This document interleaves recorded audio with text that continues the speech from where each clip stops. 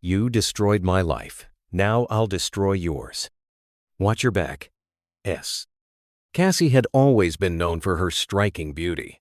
Tall, slim, and with a body that could turn heads, she had spent years building a successful career as a top model. Every runway, every photo shoot, every magazine cover, she had graced them all, and her name was well known in the industry. Her body was her brand, and she worked tirelessly to maintain it.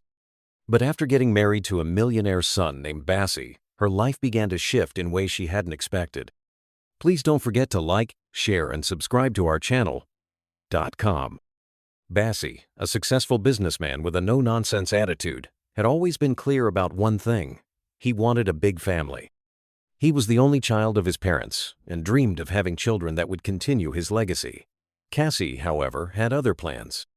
She had worked hard to maintain her figure, her career, and her identity as Kassy the model. She loved Kassy, but she wasn't ready to give up the lifestyle she had fought so hard for. She wanted just one child, a beautiful baby she could cherish. But that would be it. Her body, her career, and her dreams meant too much to her. But Kassy's desire for a large family clashed with her own desires. Every time the subject came up, tension thickened in their home. "You know I want more than just one child, Kassy," Kassy would say, his voice firm but gentle. "I want a big family." Kassy, though loving, had always tried to avoid the topic. "I just want to keep my body the way it is, Kassy. I've worked too hard for this." But her husband was persistent, and the pressure from his family only intensified. Every holiday, every family gathering, Kassy's mother would comment about how nice it would be for them to have children, lots of them. She would joke about how Kassy's beauty would only be enhanced by motherhood. And each time, Kassy would smile, nod, and inwardly recoil. She knew what she had to do. It wasn't that she didn't love Kassy or want to start a family. It was just that she had no intention of becoming a baby-making machine. Secrets in the shadows. After their first child, a beautiful baby boy named Liam, Kassy had hoped things would calm down. But Kassy's desire for more children didn't lessen. It only grew stronger. "I want more children, Kassy," he would whisper in the middle of the night. "We need to build our family." But Kassy had other plans. After every intimate moment with her husband, Kassy would discreetly take a pill, birth control pills, hidden from Kassy's view. She told herself it was for the sake of her body, her career, and most importantly, her sanity. But as time passed, the guilt started gnawing at her. Her best friend, Simi, had noticed the change in her behavior. Simi, an independent woman who had always lived life on her own terms, was the first to recognize Kassy's inner struggle. "Girl, you're not happy. You're not even in control anymore," Simi said one day, as they sat at a cafe after one of Kassy's photo shoots. "Why are you still with Kassy? You deserve to be free, to live your life the way you want." Kassy hesitated, glancing down at her coffee cup. She knew Simi had a point. She hadn't felt in control of her own life for months now. Every time she turned around, someone was pressuring her about children. Her friends, her family, even Kassy. They all expected her to have more babies. "But I love him, Simi," Kassy whispered, her voice faltering. "I can't leave him. He's a good man, and I don't want to break his heart." Simi leaned forward, her voice stern. "But what about your heart, Kassy? What about your dreams?" Kassy's eyes clouded over as she thought about it. She had given up so much already. Her body, her career, her sense of self. Was she really willing to give up everything just to keep the peace in her marriage? The breaking point.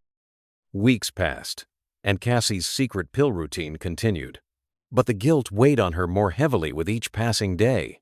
She was playing a dangerous game. If Kassy ever found out the truth, it would crush him. She knew how badly he wanted more children.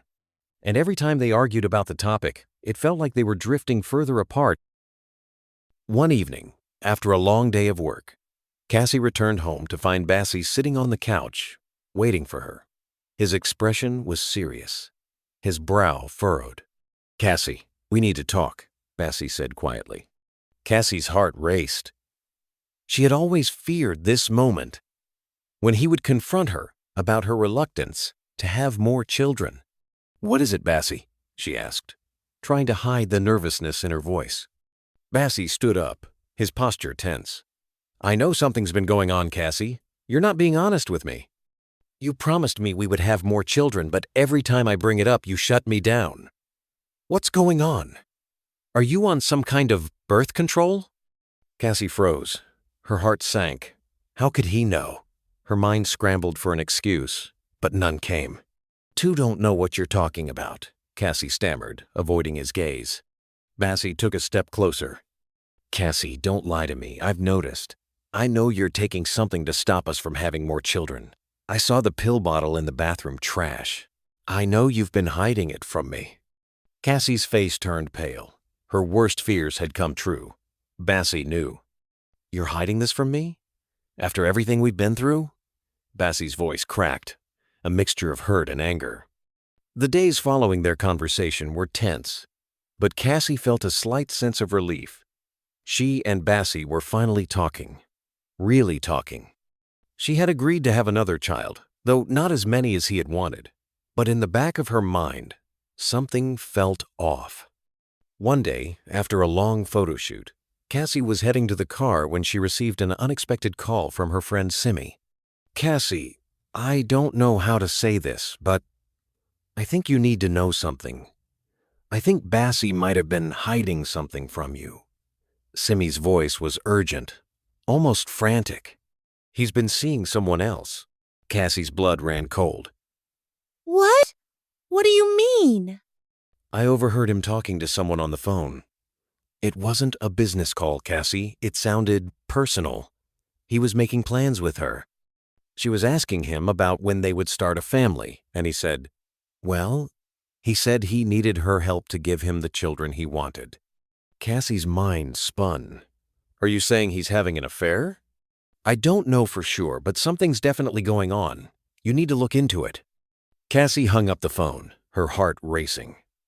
Could it be true? Was Bassy seeing someone else? And if so, did he really want more children? Or was he simply using her as a means to an end? The shocking truth. That night, Kassy confronted Bassy once again. This time, there were no games, no excuses. She had to know the truth. Bassy, I need you to be honest with me. Are you seeing someone else? His face paled, and for a brief moment, she saw panic in his eyes. But then he shook his head, his voice tight. No, Kassy, I'm not seeing anyone else. But I've been thinking about what you said about how much pressure I've been putting on you. I thought I was doing the right thing, pushing you to have more children, but I see now how much I've hurt you. Kassy's eyes narrowed. But why was Simi right? Why was she hearing you talk to someone about starting a family? Was it just a dream?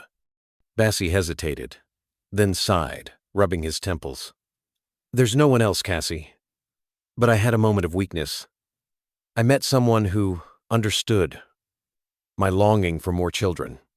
She gave me the wrong idea that maybe I could have children with her, but I never followed through, Kassy. You're the only one I want to have children with. Please believe me. Kassy stood frozen, her heart a mixture of anger, hurt, and disbelief. Was he telling the truth, or was he just covering his tracks? 2 weeks after their initial decision, Kassy changed her mind. She felt a deep longing for another child. Together with her husband Bassy, they decided to try again. But after several months of trying 3 long, anxious months, there was still no sign of pregnancy. Every passing day brought a fresh wave of disappointment. Kassy and Bassy grew worried. 6 months later, Kassy finally made an appointment with her doctor. After running some tests, the doctor gave her the painful news. Her hormone levels had been badly affected by her regular use of contraceptive pills. Heart pounding, her hands trembling slightly, Kassy asked the one question she feared most. Doctor, will I still be able to get pregnant again? The doctor sighed heavily before responding. His words were careful but firm. It might be possible, he said, but it will be difficult without treatment. Your system has been deeply affected. Kassy felt like the world had collapsed around her. As she drove home, tears blurred her vision. Regret gnawed at her heart. She questioned every decision she had made, wondering if she had ruined her chances of ever expanding her family. When she got home, Bassy was already waiting. One look at her tear-stained face and his heart sank. "What's wrong?" he asked immediately, pulling her into his arms. "What did the doctor say?" At first, Kassy couldn't speak. She was terrified of disappointing him, but Bassy's gentle persistence broke through her silence. Slowly, haltingly, she told him everything. Instead of anger, Bassy only held her tighter. "We'll get through this," he said. "I'm not going anywhere." That night, they ate together quietly. It wasn't the joyful dinner they usually shared, but there was comfort in their togetherness. The next morning, Bassy had already prepared for work. Getting to his car, his phone buzzed. It was an unknown number with a message. "Bassy, I am 2 months gone. I found out I was pregnant for you after that one-night stand." Bassy froze, returned a text message to the number and said, "Who is this?" even though he knew it must be Simi, his wife's best friend. He only went to Simi that night to confide in her and to him talk to his wife. From there, Simi started rubbing his shoulder, and one thing led to the other, and they both went down at this point. Bassy couldn't handle the pressure. He picked his phone and called. "Simi, I know you were the one that sent me that anonymous message concerning pregnancy." Simi dropped the call. Thinking how to face her friend, Simi already knew that she messed up. On that same day, while Bassy was coming back from work, he dropped by Simi's house to hear exactly what she said. He met with Simi, and she repeated the same thing. "I am 2 months pregnant, Bassy." Bassy already knew he wanted more children, but not this way. So he asked Simi to keep the pregnancy, that he will take care of her and the baby until she puts to bed. But Simi insisted that Bassy should marry him as second wife. "How could you want to marry your best friend husband?" he said. "Look, I know we have made a mistake on that, Nick, but let's not rub it on each other's face right now. You know I love my wife so much, and I can't lose her for anything." Simi gave him one condition: is either you pay me 15 million naira, I will back off, or I tell your wife everything. Bassy said to her, "So it's now a blackmailing? Go ahead and blackmail me, and I will tell your friend how you lured me into having an affair with you. Let's see how it goes." Simi kept quiet, with lots of thoughts going on in her mind. Bassy thought of telling his wife what's on the ground, but he was afraid it will turn out bad, and the fact that is with her best friend makes it worse. Weeks later, Bassy summoned courage and told his wife what happened. Out of shock and surprise, Kassy fainted and was rushed to the hospital. The doctor confirmed that she was 2 weeks gone. At this point, the joy, the laughter, and happiness they shared was no longer there.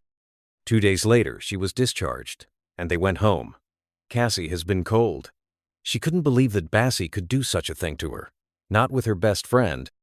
Bassy has been pleading and begging her to forgive him, but to no avail. Immediately, Bassy's phone rang, and behold, it was Simi. His wife saw the call coming in. Bassy refused to pick up. Out of anger and frustration, Kassy picked the call and said to Simi, "You betrayal, what do you want from my family?" Immediately, Simi heard Kassy's voice. She quickly dropped the call. Some months later, she came to their house and met Bassy and his wife Kassy. Unapologetically, she said to Kassy, "I'm pregnant for your husband, and I can't abort the baby. So I came to know what's your plan over me and child." Kassy stood up, rushed Simi on the neck, almost strangling her, and she said, "You have the nerves to come to my house to spill this nonsense?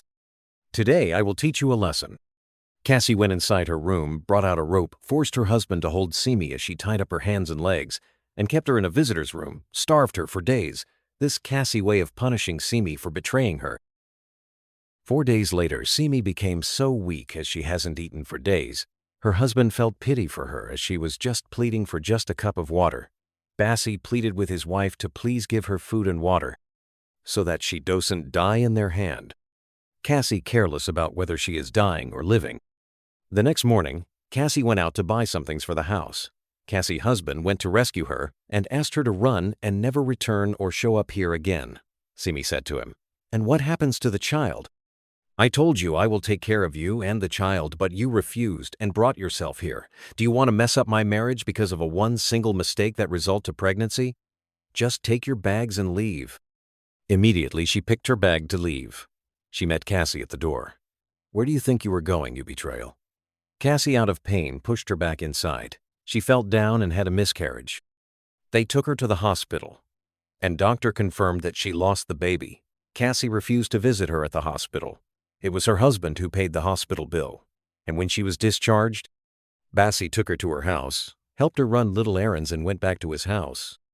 Bassy wasn't really okay about what happened, but there was nothing he could do. 9 months later, Kassy put to bed a set of twins. Her husband Bassy was so happy because he has always wanted a large family.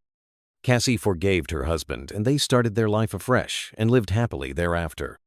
They built their life anew, promising each other that no matter what storms came, they would face them together and never let the past break them again. It seemed like a happy ending. But hidden in the shadows, Simi watched, waiting, plotting, because for her, the story wasn't over yet. Life for Bassy and Kassy became beautiful again.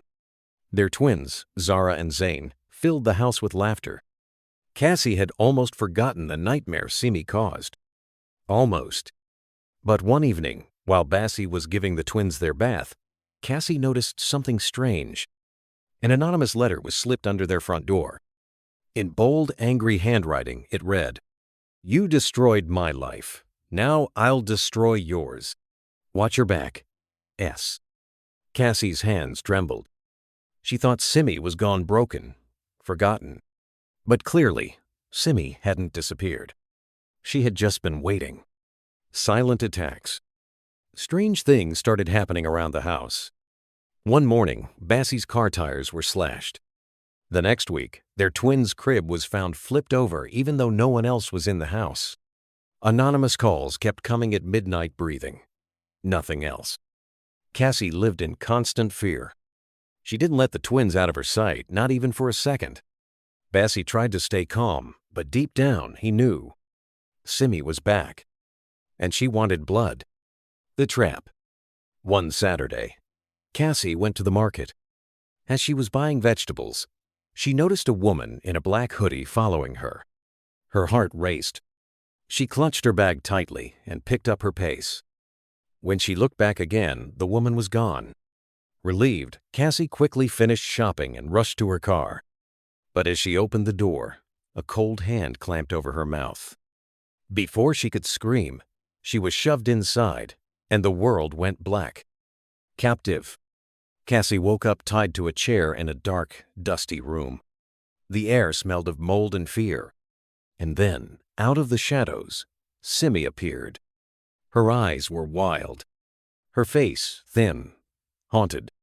"You took everything from me," Simi whispered, voice cracking. "My child, my happiness, my life." Kassy's voice shook as she spoke.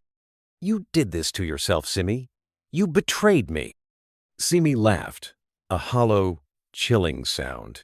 "You think you can just move on and be happy? Not while I'm still breathing." Simi pulled out a small bottle filled with something green and deadly. Poison. Race against time. Meanwhile, Bassy noticed something was wrong. Kassy hadn't returned from the market. He called her. No answer. He called her friends. No one had seen her. Panic seized him. He called the police, but he knew if he waited for them, it might be too late.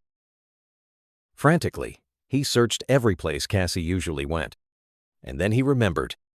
There was an old abandoned house nearby, one they used to pass by during walks. Something told him, go there. He drove like a madman. Showdown. Bassy kicked down the door to the abandoned house. Inside, he found Kassy tied up and Simi standing over her, ready to pour the poison into her mouth. "Simi, stop!" he shouted. Simi turned to him, madness gleaming in her eyes. "You love her? You want her?" she screamed. "Then die with her!" She lunged at Bassy with the bottle. In the struggle, the bottle smashed, splashing poison everywhere. Bassy wrestled Simi to the ground, pinning her arms. Kassy, shaking, managed to free herself from the ropes. Sirens wailed outside. The police had arrived. They dragged Simi away, kicking and screaming. "You haven't won," she shrieked. "I will never stop haunting you." Healing, but scars remain. It took months for Kassy and Bassy to heal physically and emotionally. They moved to a new house, far from the memories. Changed their numbers. Cut off all connections to the past. Their love, tested by fire, became stronger. But sometimes, late at night, when the wind howled against the windows, Kassy would wake up in a cold sweat, hearing Simi's last words echoing in her mind. "I will never stop haunting you." And deep down, a small cold fear remained. Was it really over? Or was this just the calm before another storm? Whispers in the walls. It had been a year since Simi was locked away. Bassy, Kassy, and their twins finally started smiling again. The nightmares faded. The fear disappeared. Or so they thought. Because one night, as Kassy rocked Zara to sleep, she heard it. A whisper. Very faint. Coming from inside the walls. "Kassy." She froze. She pressed her ear to the wall. Silence. Shaking her head, she convinced herself it was just her imagination. But it wasn't. The escape. 3 days later, they saw the news. Breaking news. Convict escapes custody during prison transfer. Suspect. Simidele. Simi Akanbi. Kassy dropped the coffee mug in her hand. It shattered into 1,000 pieces. Bassy stared at the screen, heart pounding. Simi was out. And she was coming. Not just for revenge this time, but to finish what she started. A mysterious stranger. Bassy hired a private security firm. Their house was fitted with cameras, alarms, motion sensors. But the real danger was one they couldn't predict. One rainy night, a stranger knocked on their door. He was tall, soaked from the rain, and had a scar running down his jaw. "My name is David," he said, flashing a badge. "I'm a private investigator. I was hired by someone who wants you alive." Kassy and Bassy exchanged worried glances. "Who hired you?" Bassy asked. David hesitated. "An old enemy of Simi's. Someone who also wants her stopped, permanently. A bigger game." David explained that Simi wasn't working alone anymore. During her time in prison, Simi had made connections with dangerous people, ex-cons, mercenaries, and criminals. She had built a small army. And her plan wasn't just revenge now. It was total destruction. She wanted to ruin Bassy and Kassy's lives, completely reputation, finances, family, until there was nothing left but ashes. And she had already started. The setup. The next morning, a scandalous article was published online. Dr. Bassy involved in fraud and patient negligence investigation ongoing. Bassy's boss called him immediately. Suspension. Pending investigation. Kassy's boutique also got a visit from health inspectors who shut her store down claiming violations. The walls were closing in. It was Simi's work. But where was she? Where was she hiding? Trust no one. David warned them. You can't trust the police. You can't trust your friends. Simi has people everywhere. They had only 2 choices. Run. Or fight back. Kassy, staring at her sleeping twins, knew she had no choice. She had to fight. For her family. For her life. The hunt begins. David trained them. How to spot a tail. How to escape surveillance. How to hide in plain sight. Bassy and Kassy became hunters, not prey. And slowly, carefully, they traced Simi's movements. She was hiding in plain sight, living under a new identity, planning the final blow. They had to act fast. Before she struck first, a deadly choice. One rainy evening, Bassy cornered Simi at a deserted parking garage. Simi smiled, holding a small detonator in her hand. "You can kill me," she said sweetly, "but the moment you do, your house, your twins go boom." Bassy froze. One wrong move, and he could lose everything. It was a deadly chess game now. One move, one chance, one mistake, and it was over. Rain hammered the roof of the parking garage. Simi stood there soaked but smiling, holding the detonator casually in her hand. "You didn't think it would be that easy, did you?" she said, circling Bassy slowly. Bassy's fists clenched. He could hear his heartbeat pounding in his ears. "Kassy knows everything now," Simi whispered. "You think she truly forgave you? You think after everything?" She still loves you? Bassy glared at her. You're lying. Am I? Simi laughed a sharp, broken sound. You should ask her what she's been planning behind your back. That made Bassy hesitate. Just for a second.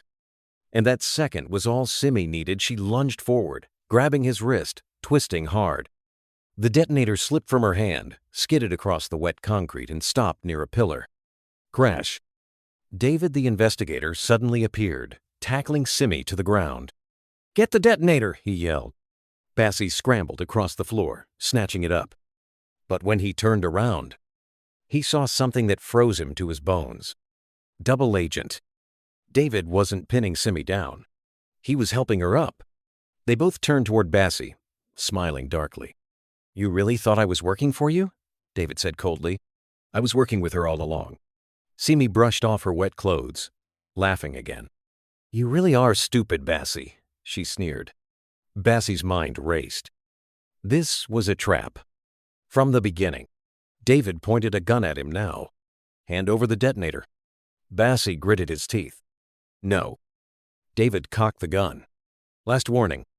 Betrayal. Upon betrayal. Suddenly, a loud bang echoed through the garage. David staggered backward, clutching his side blood pouring from a bullet wound. Bassy turned sharply and saw Kassy, standing at the entrance, holding a smoking gun. Her face was cold. Emotionless. You think you're the only ones who can play dirty? She said. Simi screamed and ran toward Kassy. But Kassy fired again, hitting her in the leg. Simi collapsed, howling in pain. Secrets unveiled. Bassy rushed to Kassy, pulling her into a hug. But she stiffened, not hugging him back. I didn't just come here to save you, Kassy said quietly. What do you mean? Bassy asked, confused.